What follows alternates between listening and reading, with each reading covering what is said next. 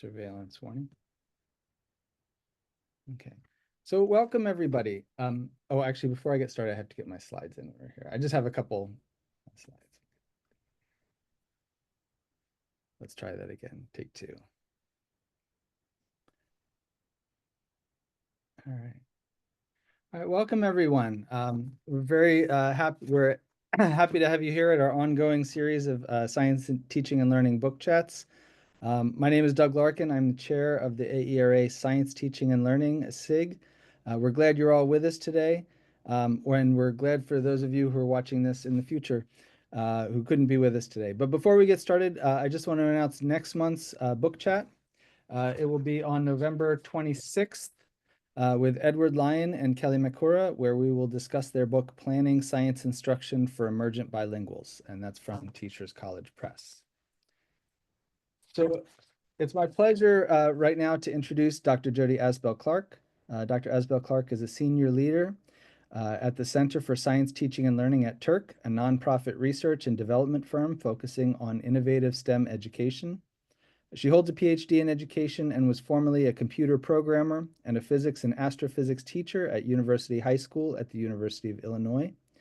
In 2009, she co-founded the EDGE, that stands for Educational Gaming Environments, group with her colleagues to study how game-based learning can transform science education.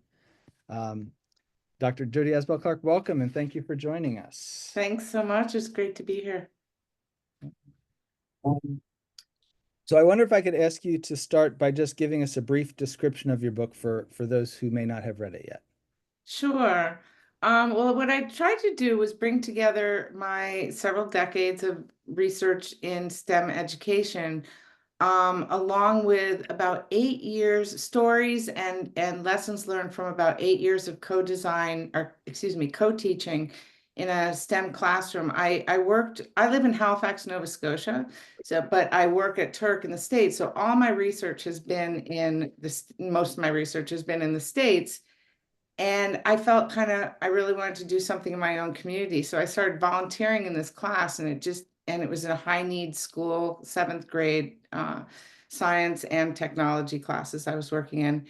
And I realized that this could be this great petri dish. This small high need school let me in and let me play and co-teach with the teachers and plan. And so I learned so much from all those experiences. And when I applied and I was granted a sabbatical from TERC to put this all together, along with the stories from the classroom, the grounding from the research, from STEM education, psychology, and neuroscience, and along with practical strategies that we've found for reaching and teaching neurodivergent learners in STEM.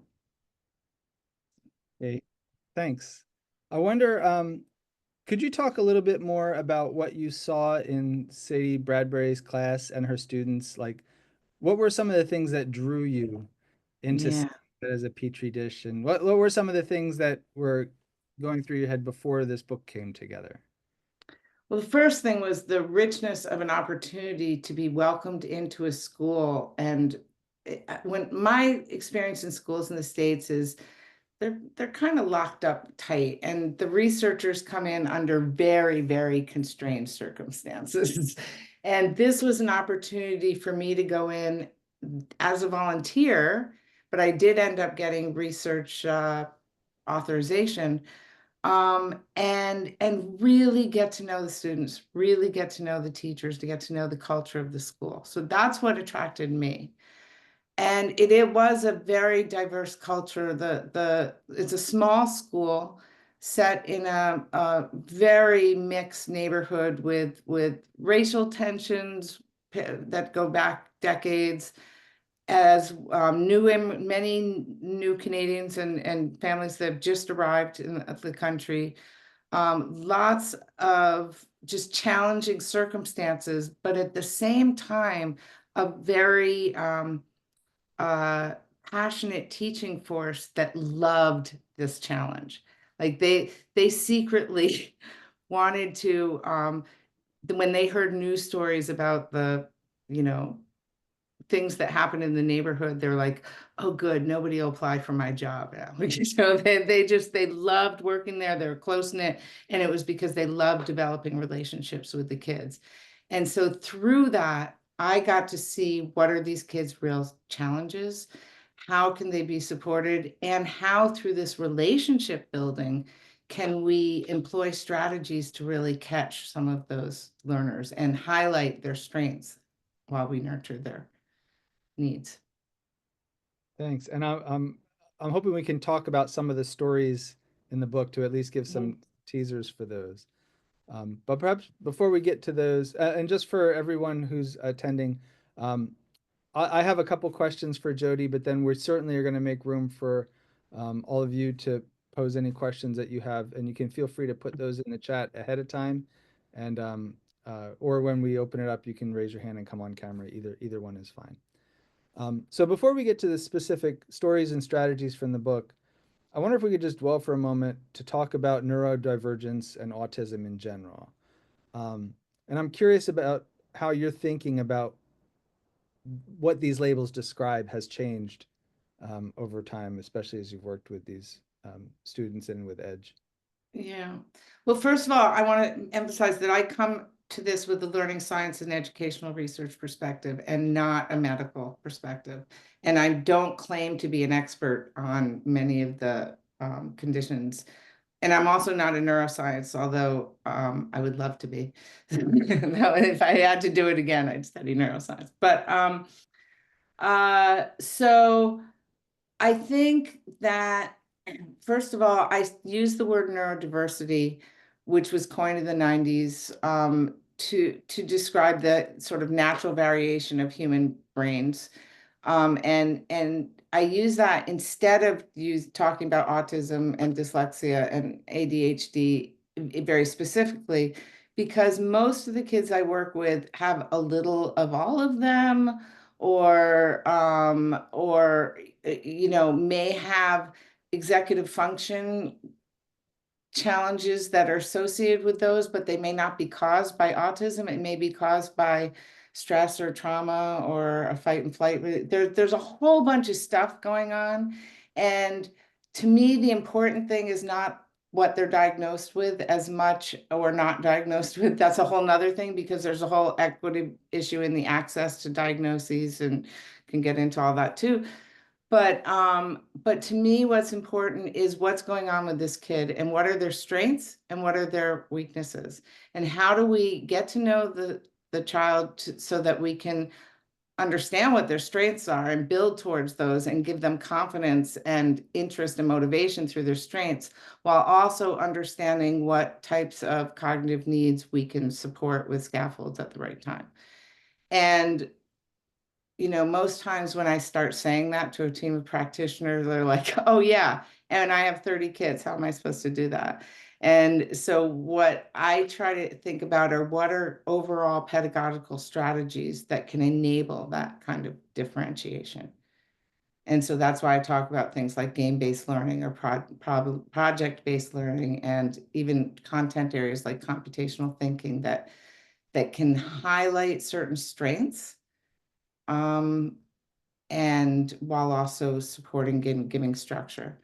And I can branch into, if I can take this, that the one reason why I'm really fascinated by this is because not always, and this can be very overgeneralized, but there are a lot of STEM problem strengths that can be assets for neurodivergent learners. And say they often get masked by those executive function needs, or by the way the kid doesn't fit with the game of school. But when we change the game and give the kid the environment that they can thrive in, these can be some of our best and most brilliant and talented STEM problem solvers. So that's really what motivates me, is as a citizen who is a little scared of the future, I want the best problem solvers out there, and I don't want them getting squelched by some school system. Yeah. So when you talk, I mean, early on in the book, you talk about hypervigilance as sort of you have the story of a student who is exhibiting those hypervigilance behavior, and it's getting in the way of that student Hmm. able to engage with the class material. So if I hear you right, it's less important that, I mean, that's the name of a behavior. That's not a diagnosis, right? That what the student is doing. Right. But I think your argument is less about let's find the right diagnosis for this student so we can then apply something. And I mean, you talk about universal design a little later in the book, but I think you set up that idea pretty early on that Yeah. if figure out different ways that the student can access the material and reduce the stress, if that's what it is in that case. But I think there's like this underlying, so you talk about school, like you make this argument, let's see, the current underneath this whole book, it's not just reimagining STEM education, but school itself, right? And you have this, I'm going to jump to the final chapter, but you have this series of lists in the final chapter that gives readers a glimpse of what this might look like.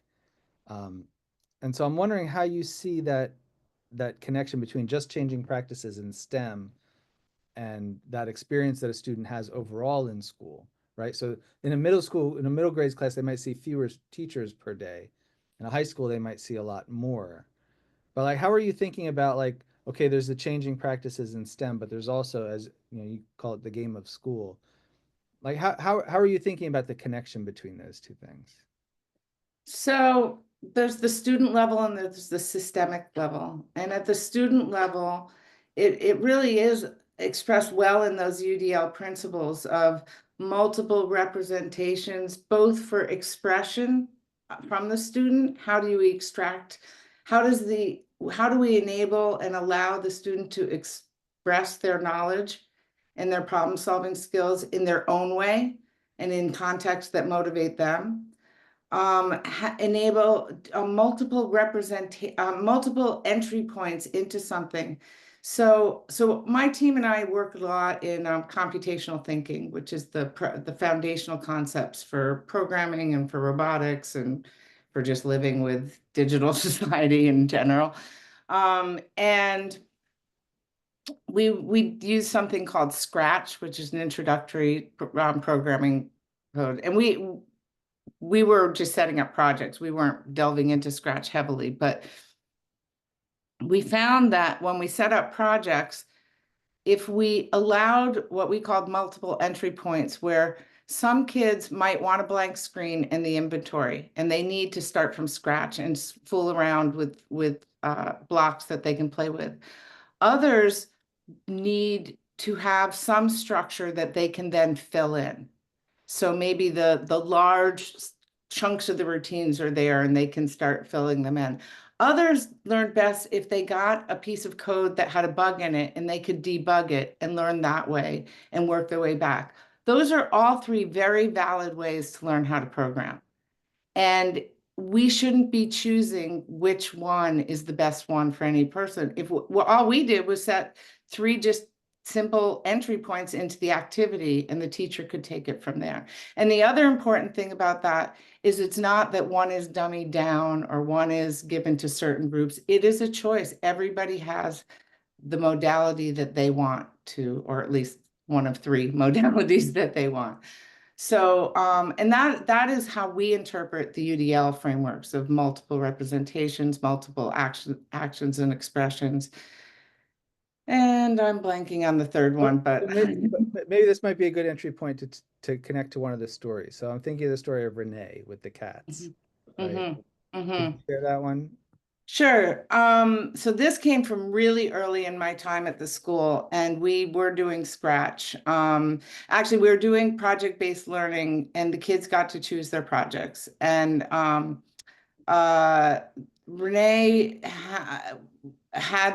was diagnosed with autism, had a lot of the social recluse kind of experiences, really wasn't aware of the social cues. And she was in grade 8 or 9 at the time. So, the other kids were very aware of social cues. So she chose to she found out that I was a game designer early on, and she came up to me and just was kind of in my face You're a game designer. I want to be a game designer. I have this story. I have these cats. I want to make these cats do it. And she had a whole running dialogue, and I kind of had to cut her off and go do something.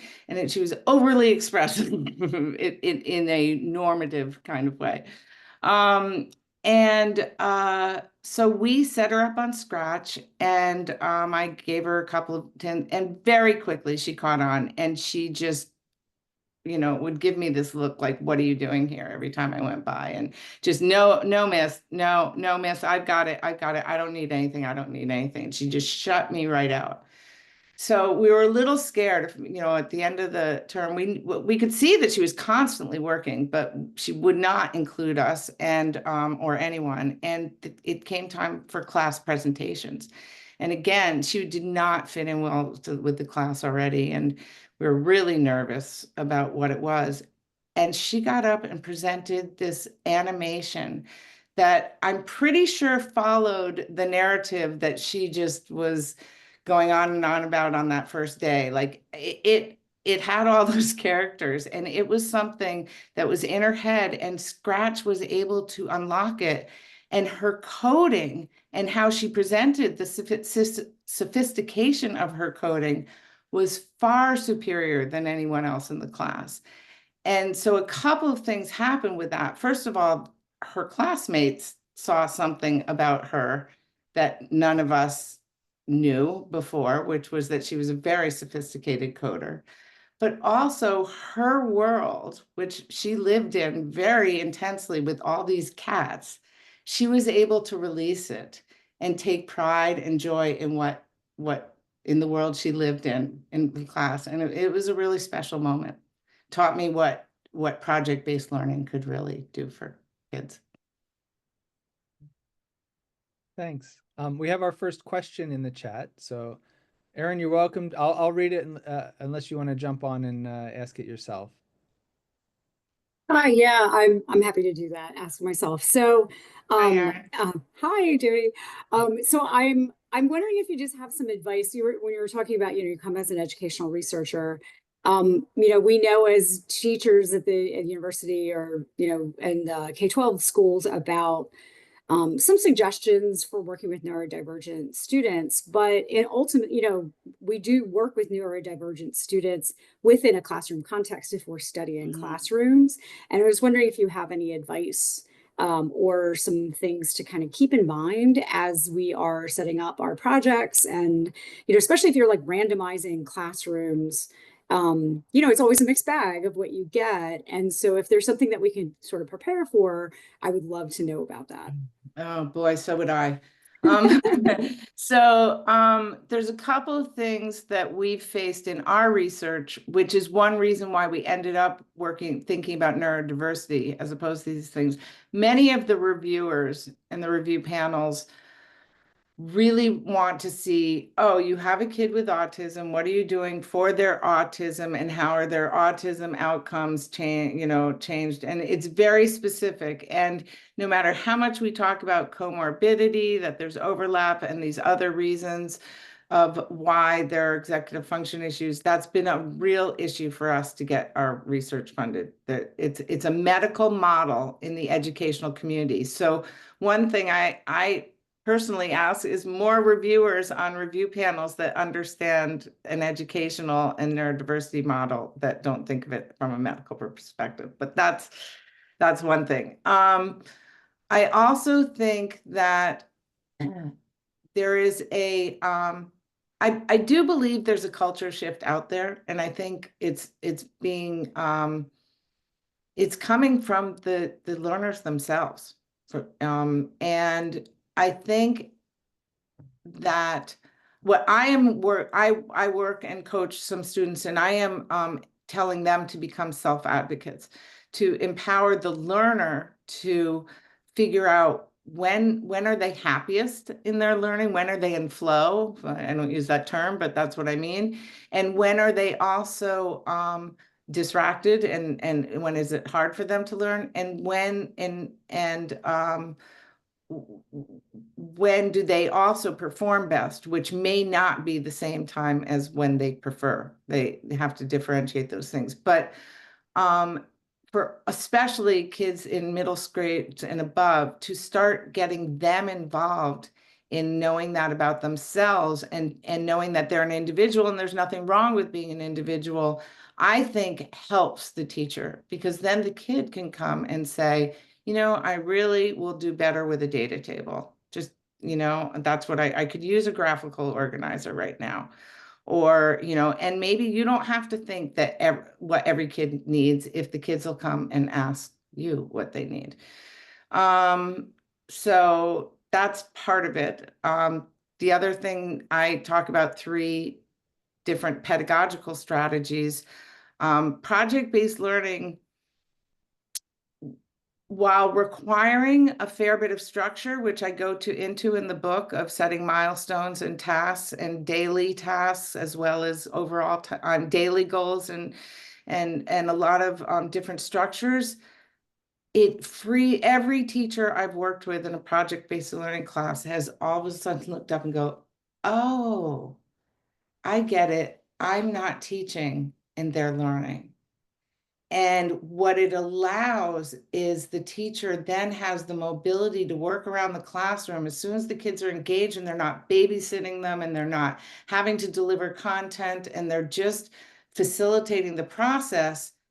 They can do so much more than the facilitate the process. They can assess in real time, because they can sit down with each group and say, so tell me, what are you getting stuck on? Oh, how are you going to deal with that challenge? Oh, okay. How are we going to break that out into sub challenges? Oh, what is your outcome? Where do you think you are in that outcome? All the things that we would love to do with a formative assessment, you can do in a conversation in PBL, in project-based learning. So the other Okay. 2 are game-based learning and computational thinking, but those are other reasons. Well, I wonder if we can go down that road just a little bit, and because I think one of the big tensions is sort of the accountability that teachers feel, you know, to maybe families and certainly their administration. You know, there might be well, there is a curriculum that they're supposed to follow in some way, shape, or form. And there are usually materials or resources that are attached to that, again, with varying levels of sufficiency. But I think one of the tensions many teachers feel is like, I don't know if it's if it's an autonomy question, or if it's, you know, and maybe this is a middle school, high school split, but I think a high school, you know, physics teacher or a biology teacher might feel a little less able to go a full project-based route than maybe a middle grades teacher might, because of the constraints of the curriculum. So I wonder how do you Yeah. think about that argument? So first of all, it depends on the project. I mean, I'm thinking about the International Baccalaureate program, which has what used when my kids were in it was called the extended essay. But it basically is a year-long project that gets done in a discipline, and it's very rigorously tied to that discipline. And there are ways to do that you can meet the learning outcomes with those. Now, whether one teacher can do that for 28 different projects, you'd have to be a pretty master teacher. But I backed up from that. I walked into this middle school classroom and these kids were hypervigilant, and some of them were, you know, what I would call checked out for a whole bunch of reasons, in a whole bunch of different ways. And after a few weeks, I realized everything I'd been doing as 20 years in a STEM education made absolutely no difference at all if I couldn't engage them as learners. And what I mean is activate their executive function so that they could set goals and plan and organize and problem solve. And they were brilliant. They could spout off all kinds of ideas and understandings, but they couldn't put it together because they didn't have executive function skills.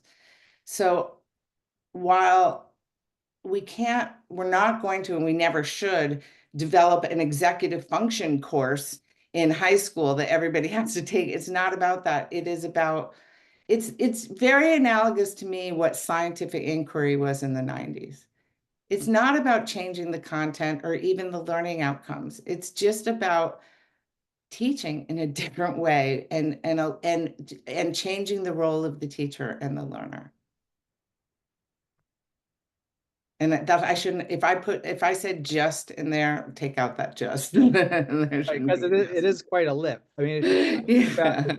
the But International I, Baccalaureate teachers and how like that I know and that I work with in our teacher ed program and in the schools, and yeah. they're some of the hardest working people I know. They're running around with those 28 projects trying to get them all done. Yeah, It's very and difficult. that is an extreme example, but I don't, when I say project-based learning with seventh graders, I am not thinking of like an IB project. I'm working right now with kids, and they are doing things like making bracelets that they're going to bake, sell at a bake sale, but they have to figure out, what their profits are and how they're going to do all that and where they're going to donate. And they, the biggest thing for the kids these days, at least in the school, is they had to learn how to call up organizations and ask them how to donate and ask them what they need or ask for things. Talking to an adult on the phone was this skill that these kids, I hadn't seen it before, but these kids were petrified to do. That was the biggest thing. Other kids, I had a kid today who came up to me and he wanted to do space, and we talked about Europa. Then he learned about Clipper's trajectory, and he's got this whole group of boys working with him. He's orchestrating one of them. You go figure out what the history of Europa is and who discovered it. Okay, you go and you figure out what are these hydrothermal vents? And he's going on with all this stuff about Europa, and he's got these other kids orchestrated all learning about Europa because it was he thought it was cool, and he got them excited about it. I couldn't have gotten them excited about it. He got them excited about it. Okay. Well, I have more questions, but I want to open it up. I know Dr. Johnson is there probably with his whole class. Hello, Dr. Johnson.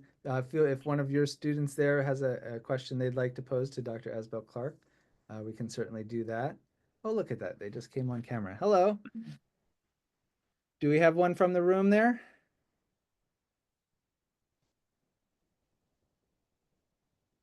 I'm getting the international wait a second sign, I think. All right, can you hear me? Yes. So I'm here with a room full of method students, and they haven't piped up with a question, but I've got a question about kind of my responsibility to them. And a lot of what I'm hearing in this discussion or realizing in this discussion is that it's the relationship building that's really essential. And I don't know how to teach that. And I'm wondering if you have, like, how do we go about kind of switching our structure from teaching how to teach to giving these students some kind of traction on building relationships so that students can have those experiences you're describing? So I want to start by talking about something that you're not sure I'm going to connect back to, but I think it is going to connect back to it. Because you talked about your responsibility with your students there. And that reminded me of another driver of why I wrote this book is when I started looking at the intersection between neurodivergence and STEM, what I realized is that the workforce, this global top CEOs of STEM companies are way ahead of us. And for over 2 decades now, there has been attention paid to the cognitive strengths of neurodivergent learners. And to the extent that I talk to people from Microsoft and SAP and EY, which used to be Ernst & Young, and they said they call neurodiversity their competitive advantage. And they said, and I asked them, why did you start these programs? And I expected to hear something like, oh, because the CEO's nephew had autism and we just thought it would be a good thing to do. And they were like, that has nothing to do with it. It's the talent. We want the talent. And what they found when they put teams, particularly teams together of neurodivergent thinkers and problem solvers out, they got great productivity, great results, great satisfaction from their clients. So what did they know? That was my question. And what they found is that if you looked for the talent rather than trying to fit the talent into the mold that you have, but you created conditions that would, help the talent thrive, then you get much more than what you thought or what you asked for. So I want teachers to go into the classroom with that talent, with that attitude. I want them to go in and think, this is a classroom of learners, and they might all be different, but they all have talents. And my job is going to be easier if I figure out how to work with them and their talents than it is to try to force this learner to do something that they don't want to do, they're not good at. It stigmatizes them. It turns them into thinking they're stupid, and then I know I've lost them. So I don't know if that answers your question, but it's a perception change. And in my experience, every teacher I've seen who did this said their job got easier and they felt better about what they were doing. It might be a leap of faith to get there, but I've seen it. Everybody lands on the other side with a happy. So, and I've never seen anyone go back after. I've seen someone retire. Sadie retired, but she never went back to the old way of teaching. I think a lot of what we do is our leaps of faith. So I appreciate that. And every teacher is going to do it differently, just like every student in their class is going to do differently. So there is no model. It really is a perception. It's an asset-based perspective. And what I found, and my colleagues have found, is we feel differently about our families. We feel differently about everybody we work with, because we all have some of this stuff going on in one way or another, and to one extent or another. And just being, number one, compassionate and understanding, but also open to different ways of communicating, different ways of structuring our time together, different ways of either working in groups or working individually, and providing that kind of what I call the autonomy of thought, allowing everybody the room and space to do things their own way for a little while before we come together and share.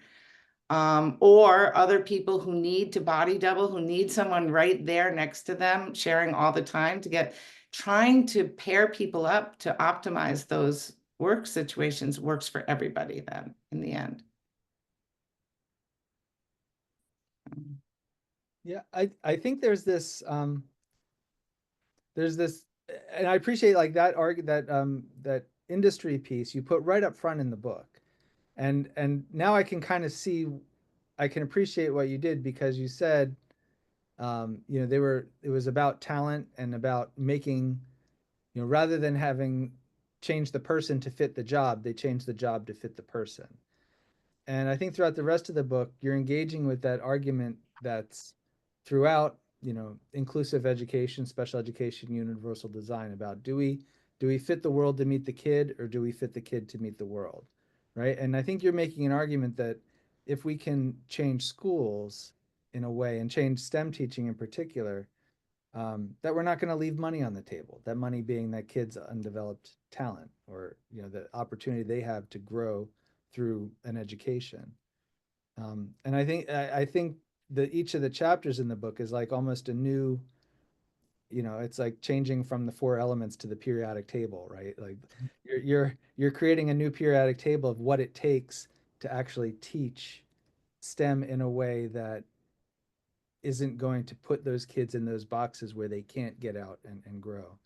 And I think one of the things I appreciated about each of the stories, and maybe we can get into them a little bit too, was that each one had sort of a different, I mean, in the collaboration chapter, there was a different way that emerged than in the game-based learning. Like it emerged in a different way. And so each of those, the executive functioning, emotion, collaboration, if you had asked somebody 40 years ago, what do you need to be a science teacher?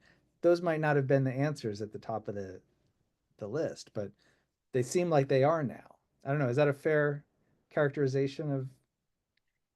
Yeah. yes, I just want to qualify that when you say, so we're not changing the job to fit the employer or changing the school to fit the kid necessarily. I would say when I work since this, I've been asked a lot about employment practices, changes in practices and management practices. And in hiring practices, particularly, I encourage people to, first of all, allow multiple actions and expressions and, you know, performance-based and stuff, but fit it to the talents you really are looking for that job. And shed away anything that feels extraneous to that. If this person's never going to have to be a public speaker, don't put them on the spot to be a public speaker. Let them have a long time to solve the problem if that's going to be the conditions that they're going to work in. And, or if you do need time pressure, give them time pressure, because if they can't do it, then you're not going to, but give the realistic conditions of the job in the interview and look, because what you're looking for is how do they thrive, not how can I cut them out. You know what I mean? So, and so back to the teacher, I would say, we don't need to, yes, we need to change school, but it's not to the kid. It's to make school flexible enough that there's lots of different ways to thrive. And that the thriving is the goal, not the past jumping through every hoop. Thank you. Again, I want to open it up. If there's questions, you can feel free to either unmute as a signal to speak, or you can put a question in the chat. I'm not going to wait. You had an example of somebody waiting 42 minutes for a video to start. I also wanted to go back. You asked about the story about Chase with the hypervigilance, and Chase, as far as I know, did not have an IEP. There was no diagnosis. Chase was a kid that everybody just thought was that disconnected kid who couldn't give a crap in the back of the class. And that's how he was going through all of junior high school and probably elementary school before that. And he sat in the back of the class with his hoodie up. And for as far as everybody could tell, he was either asleep or angry. And he was a little scary, and nobody really kind of paid attention. They left him alone and let him fail. And it wasn't till during a PBL session, it was during this was in 2016, and even though we're in Canada, the media is up here too, and he wanted to make a attack ad, a political ad, and he was you know, having people explode on camera and all this, but he learned, forget if it was Scratch or it might have been another animation program. He dug in and learned it on his own. And when I went up and talked to him once or twice, the few times he let me in, I could see that he was very twitchy, his eyes were not closed, they were wide open. And after that, we were in the computer lab, but after that, when we went back to class, I'd watch him, and I realized his eyes were darting between the window and the door, and the window and the door, and the window and the door, all class period. And that's what he was looking at. And I later learned that he had been in raised in a very violent household. And vigilance at doors and windows he had to dedicate all his resources to that. And until we could calm that cycle, that fight and flight, we weren't going to, there was nothing cognitive was going to imprint on that brain until that. So it was about giving him space and time and independence and things to just, and then really supporting this, not going, oh my God, why are you doing an attack ad where, you know, Bernie Sanders blows up at the end of the ad? It was like, wow, what'd you learn? Hey, show me how you use that tool. I've never seen that tool before. Did you know that can happen? Wow. Oh, you know, and celebrate the victories. And I don't know if it made any difference, but I know I didn't make them worse. Well, I mean, I appreciate that story because it also highlights, sort of that, and you mentioned this earlier at the start of the conversation, but that trauma fits into this too. It's not, that trauma creates I don't know if it's fair to say it creates neurodivergence. That's not maybe it, but It creates the executive function struggles that are similar that are to some neurodivergent conditions. The harder part there is it's harder to reach the strengths. They're there, but the psychological effects often keep. It's really they're the hardest kids for me to work with. Yeah, well, I mean, in working with teacher candidates, I think that the issue that's come up in those circumstances is that oftentimes that will be used as sort of an excuse for not teaching, rather than to keep trying different things or figure out a way in or try to probe those resources. And that's a hard one, right? Because you don't want people to give up, but if a kid needs space, there is a tension there, but I think it's not going to get solved if teachers don't. Giving a kid space is not giving up in any way. It is when I say give the space, I don't mean leaving them alone. I mean giving them the emotional space to be who they are and accept them on their terms and see and look for the strengths through their terms, how they express them. They want to blow things up, let them blow. I mean, I am like passive. It disturbs me to see violence on a screen. I don't like first person shooters. I don't like anything to do with them. But I had to just like suck that up and say that's not the hill I'm going to die on here. Right now, I just want him to see that he's done something productive today. And that I recognize that he's done something productive today. So I'm just going to say the thing that I'm thinking, that an administrator walking by the room might not think the same way. But we lost Chase before that anyway.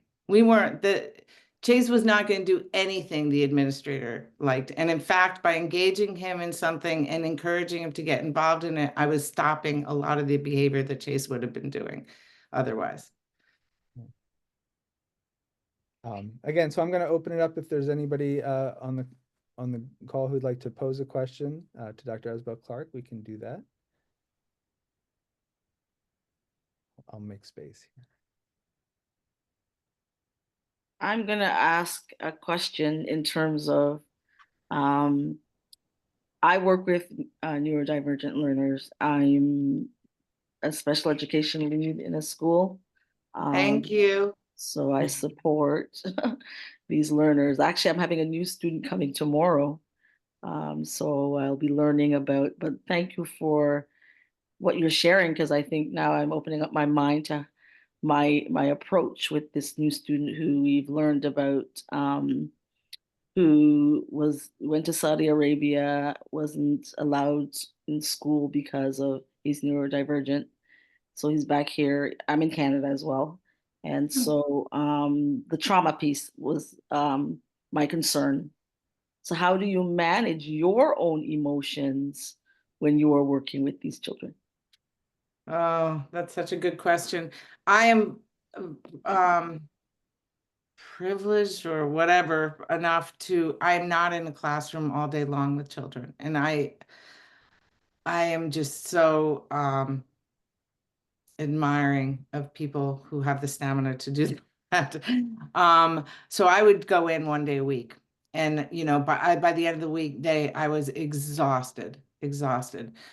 Not because of the pedagogy or what we were doing, but just because I wasn't used to being in a classroom. But what happened during COVID is I couldn't go to school for a year and a bit, but I wanted to stay involved. So I ended up having Zoom meetings with the teachers, and I ended up basically doing executive function coaching for the teachers and emotional resilience coaching for the teachers. And it was like group therapy. They were ongoing.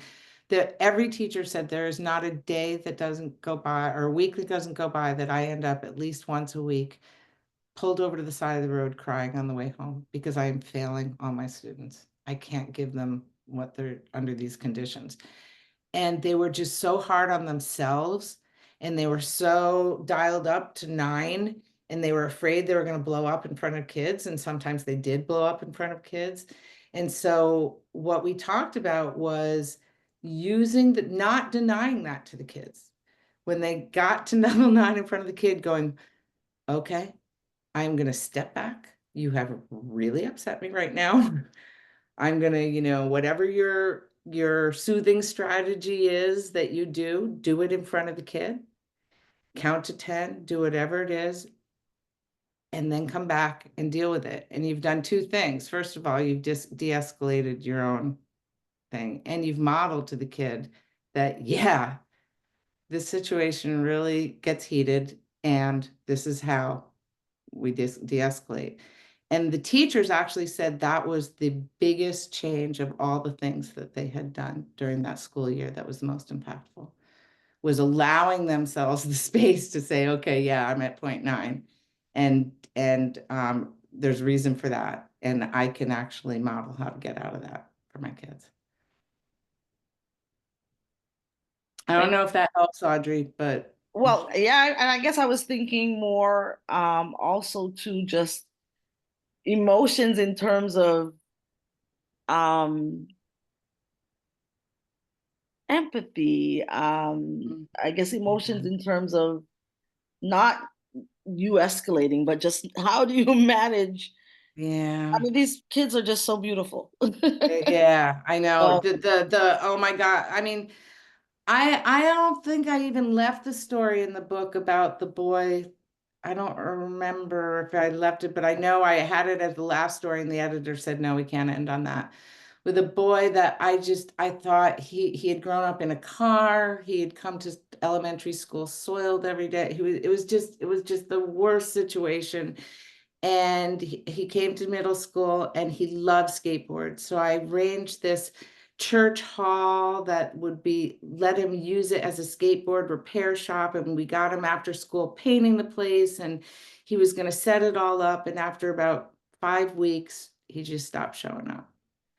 And he was downtown with his brother. I knew he was downtown with his brother, and it just went south, and there was no catching him. And like 2 or 3 years later, sure enough, I see his you know, face in the paper. He's been arrested the minute he turned 16. You know, it's just like, I hear you, Audrey. There's just you know, he was going to be the one. I was going to save him, you know, and he didn't. And I guess Sadie really helped me through that. Sadie had seen so many kids come and go, the teacher that I worked with, that she, you know, she stepped back and go, careful, Jodi, don't get, you know, it may work, it may not. Don't stop, but don't get too invested. Thanks, So, that's what I was looking for. And I just said, I think I too have pre-service teachers, and I think that's a really important message for our new teachers to hear, is that as much as we try to emphasize reach every kid, whichever do what you can, there is a limit, and they need to take stock of themselves as well. And I did have a question. I have your book, but I haven't read it. Although I should quickly before tomorrow's class, because we're talking about executive functioning and cognitive load. oh, go right to chapter 3, I think it is. There's a whole chapter on just on executive function. But so, you know, my student pre-service teachers, my student teachers are in very standard school, high schools where the kids file in and they have anywhere between 50 and 50 if they're lucky, 43 minutes on average. And they really struggle with some of the, well, I mean, it's that initial and setting up, or do you have suggested thoughts about setting up sort of a way to calm kids so that they can actually come into Yeah, that's quick and not, um, and allows them then to move forward as much yeah, as they can, because that's where a lot of my students have lost their the kids are coming in from who knows what went on in the last classroom, yeah, or in the yeah. hallway, or And transitions are just really hard. They're hard for young people. They're hard for neurodivergent people, a lot of neurodivergent people. And so during COVID, when I was working with the teachers, in this school, the kids stayed put and the teachers had to move during lockdown, and it really disrupted everything. The teachers felt they didn't have ownership over the space. The kids ruled the roost. It was crazy, the whole power dynamic. So during that time, and then it was September of, I guess it was 21, after the kids came back, I guess 20, the kids came back and they didn't know how to, they were trampling each other and coming in from recess, all out of sorts. So Sadie and the other teachers came to me and said, how are we going to deal with the transitions? And I said, you need something short, like, and I suggested like a video that they're coming from recess, high level fun, to sit down and, do something they don't want to do. So you need an intermediate step. And I said, why don't you have like a Bugs Bunny cartoon or something that they have to come in and do the sit down, but they can still have something fun that they watched. And she was like, yeah, that's a great idea. She comes back, she goes, but I didn't like the whole video part. So she found a drumming activity that it was a little YouTube video that had it was almost like a TikTok style routine, but it was a drumming routine. And she had the kids come in and practice that. And she said, we're only going to do this for the first 5 minutes or 3 minutes or whatever it was. But you can do it every day if you guys will do this. And so they did it. And not only did it help the transition, they really got into this drumming thing. And they were like, she saw them doing it in the halls together and practicing. So she made it into a bigger deal where these 7th graders, because they were new to the school, could sort of do this little thing for the 8th graders, 9th graders at a performance or whatever. But it was, so this idea of just having a little bite-sized transition activity seemed to really work. It's nice. I like the sort of physical challenge of it also. Yeah. That it allows them to free up the brain space to let that get calm while the That's physical part. Exactly. And one thing in our research, we did a computational thinking curriculum called INFACT, including neurodiversity and foundational applied computational thinking. It's for grades 3 through 5, and all the materials are open access. If you go to my website, which I can put in our team's website, it's all there.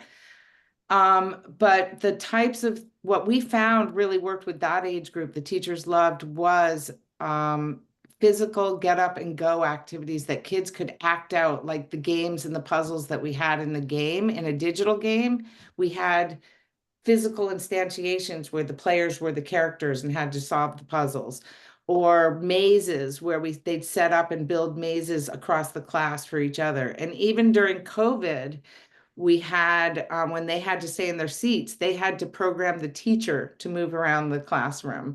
This kind of, it wasn't get up and go for them, but at least it was embodied. But the teacher said that made the biggest difference with the kids in 3 through 5, especially what they called their high energy kids, which I think they meant their ADHD kids a lot. I don't have my camera on because I have one of those flying around the house someplace. Lucky you. I bet they're a great idea generator and connector and have wonderful creativity, I'm guessing.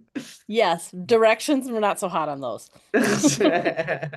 Reading the entire thing, not so hot.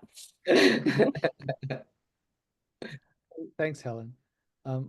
We have a couple more minutes left. I have one question I've been saving for the end, but I want to make space if there's other people who are with us who would like to pose a question.